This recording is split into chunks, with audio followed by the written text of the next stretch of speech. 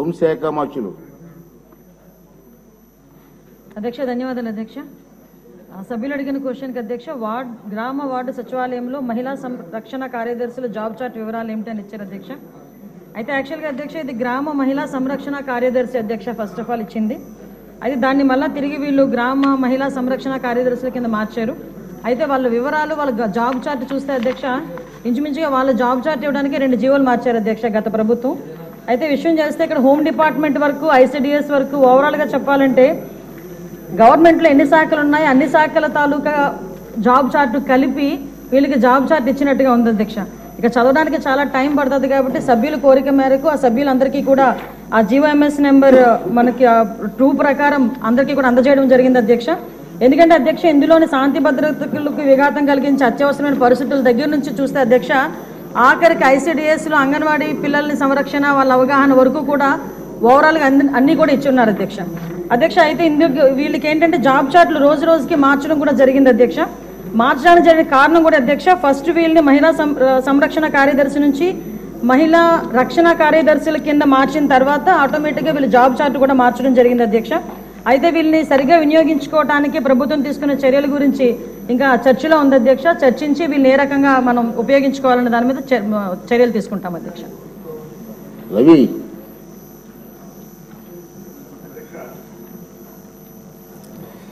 గౌరవ మంత్రి గారు చెప్పినటువంటి ఆన్సర్ అయితే సభ్యుడిగా నేను క్వశ్చన్ చేశాను అధ్యక్ష, నాకైతే అందలేదు అధ్యక్ష.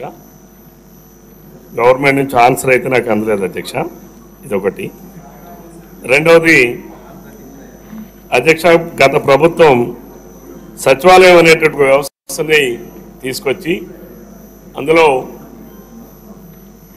ఒక 11 మంది 12 మంది ఎంప్లాయీస్ నియమించారు అధ్యక్ష. దాంట్లో ఇది ఒకటి మహిళా సంరక్షణ కార్యదర్శి అని చెప్పి మంత్రి గారు చెప్పినారు అధ్యక్ష. ఫస్ట్ ఇచ్చింది అది కాదు అధ్యక్ష. వాళ్ళు ఫస్ట్ నోటిఫై చేసింది ఆంధ్రప్రదేశ్ మహిళా పోలీస్ స్పెషల్ సర్వీసెస్.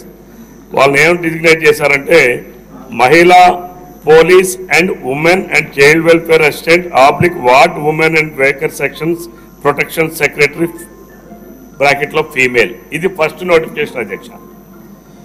రెండో నోటిఫికేషన్ అధ్యక్ష జీవోఎంఎస్ నంబర్ 129/10/2019 డేటెడ్లో ఇచ్చారు అధ్యక్ష.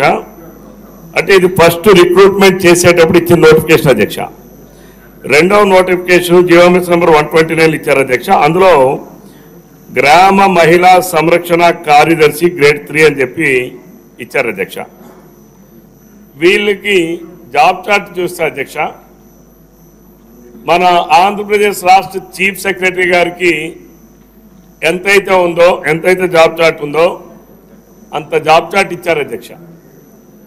వాళ్ళు 6 డిపార్ట్మెంట్లకు ఆన్సరింగ్ ఉంది అధ్యక్ష. బహుశా ఆంధ్రప్రదేశ్ రాష్ట్ర చరిత్రలో కానీ ఎక్కడైనా సరే ఒక డిపార్ట్మెంట్ హెడ్ ఉంటాడు అధ్యక్ష.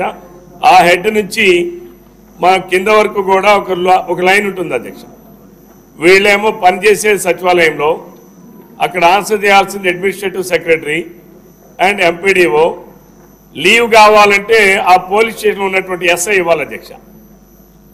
అసలు వీళ్ళు ఉద్యోగం ఏంటో తెలియక ఏ డిపార్ట్మెంట్ పరిధిలో ఉన్నామో తెలియక వీళ్ళందరూ కూడా సుమారు 13,000 మంది ఉన్నారు అధ్యక్ష.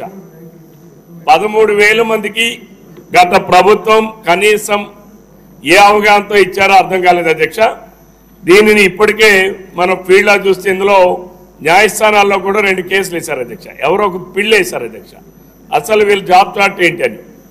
మరికొందరు 2 నోటిఫికేషన్లో ఒక నోటిఫికేషన్ మేము ఓన్లీ కార్యదర్శిగా మహిళా కార్యదర్శిగానే మేము నియమించబడ్డాం కాబట్టి మేము పోలీస్ డ్యూటీలకి మేము ఎందుకు వెళ్ళాలి, ఆ జీవోఎంఎస్ నెంబర్ 59 ప్రకారం మేము పోలీసులు కాదని చెప్పి వాళ్ళు కేసు వేశారు అధ్యక్ష. ఈ 2 ఇంకా స్టిల్ కోర్టులో పెండింగ్ ఉన్నాయి అధ్యక్ష.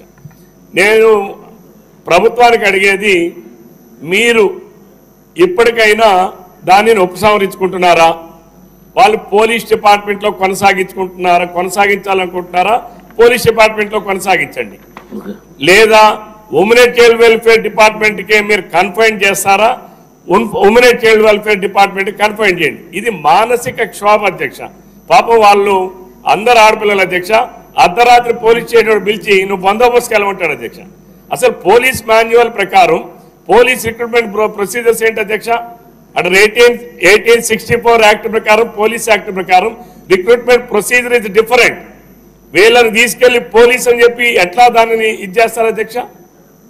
అంటే ప్రభుత్వానికి ఒక అవగాహన లేనప్పుడు కింద పనిచేసేటటువంటి సిబ్బందికి ఏ రకంగా అది ఉంటుంది? ఆడపిల్లలందరూ మానసికమైనటువంటి క్షోభకు గురవుతున్నారు. ప్రభుత్వం సత్వరమైన నిర్ణయం తీసుకోవాలి అధ్యక్ష. వాళ్ళని women and child welfare and protection ఏదైతే ఇంకా మనం పెట్టాలనుకుంటే వాళ్ళని ఎంపవర్మెంట్ ఆఫ్ ఉమెన్ ప్రోగ్రామ్ లో కూడా ఇన్వాల్వ్ చేయండి. ఆ రకమైనటువంటి జాబ్ చార్ట్ చేసి women and child welfare department కి మాత్రమే కన్ఫైన్ చేయండి. ఎందుకంటే పోలీస్ యాక్ట్ ప్రకారం వీళ్ళ రిక్రూట్మెంట్ చెల్లదు. ఓకే, కాబట్టి దానిపైన మంత్రి గారు సమాధానం ఇవ్వాలని చెప్పి కోరుతున్నారు అధ్యక్ష. హోమ్ మినిస్టర్ గారు 1 మినిట్. ఈ క్వశ్చన్లో 5 సబ్జెక్ట్స్ సిగ్నేచర్స్ ఉన్నాయి. 5 మాట్లాడిన తర్వాత 5 కలిసి ఒకటే